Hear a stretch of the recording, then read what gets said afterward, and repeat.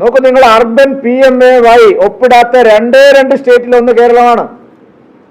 ഏറ്റവും നല്ല രീതിയിൽ നടന്നുകൊണ്ടിരുന്ന ഒരു കാര്യമാണ് അർബൻ PMAY, നഗരപ്രദേശങ്ങളിലെ പ്രധാനമന്ത്രി ആവാസ് യോജന. തടസ്സമില്ലാതെ പോയിക്കൊണ്ടിരുന്ന ഒരു കാര്യമാണ്. കേരളത്തിലെ മാധ്യമങ്ങൾ ഇത് എപ്പോഴെങ്കിലും ചർച്ച ചെയ്യാൻ തയ്യാറായിട്ടുണ്ടോ?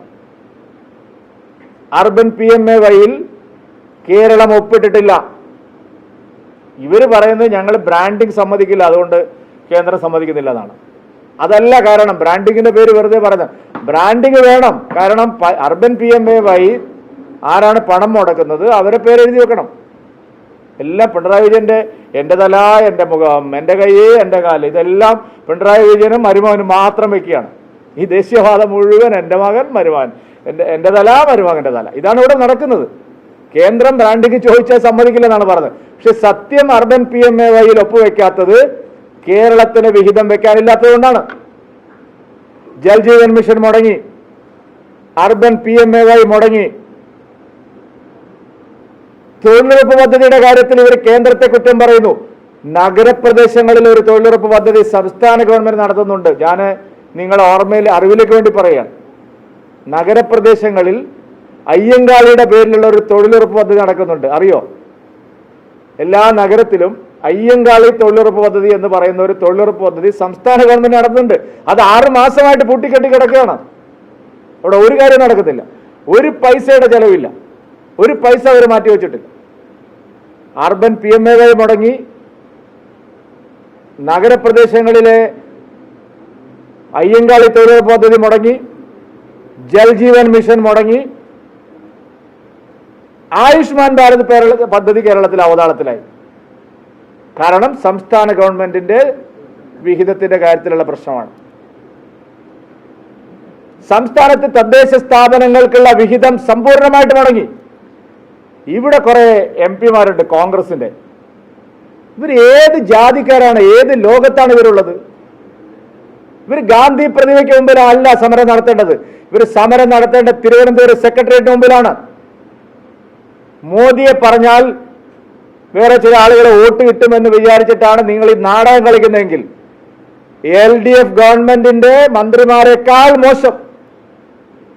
LDFന് നിൽക്കക്കള്ളിയില്ലാതെ അവര് എല്ലാ കുറ്റവും കേന്ദ്രത്തിന് പറയുകയാണ്.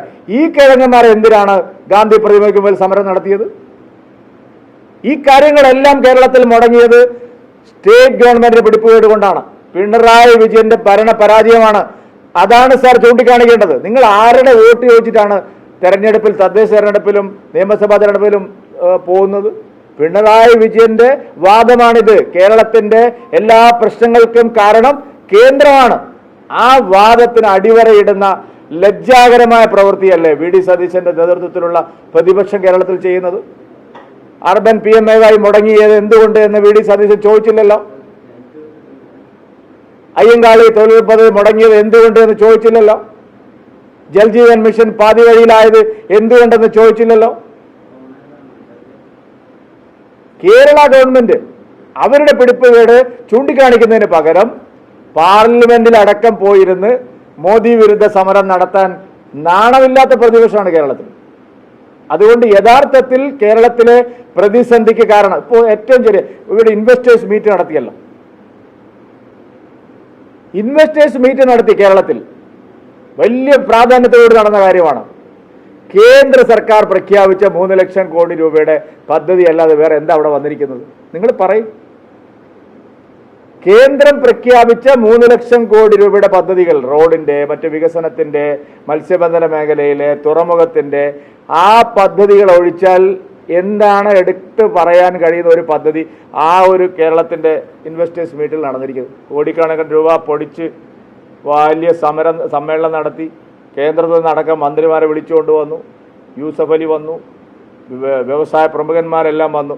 അവരൊക്കെ കൊടുത്ത ചെറിയ സഹായം അല്ലാതെ, നമ്മുടെ ആസ്റ്റർ മിംസും യൂസഫ് അലിയും ഒക്കെ കൊടുത്ത ചെറിയ സഹായമല്ലാതെ എന്താണ് സാർ കേന്ദ്രം കൊടുത്ത പദ്ധതിക്ക് പുറത്ത് ആ ഇൻവെസ്റ്റേഴ്സ് മീറ്റിൽ പുതുതായിട്ട് കേരളത്തിൽ വന്നിരിക്കുന്നത്?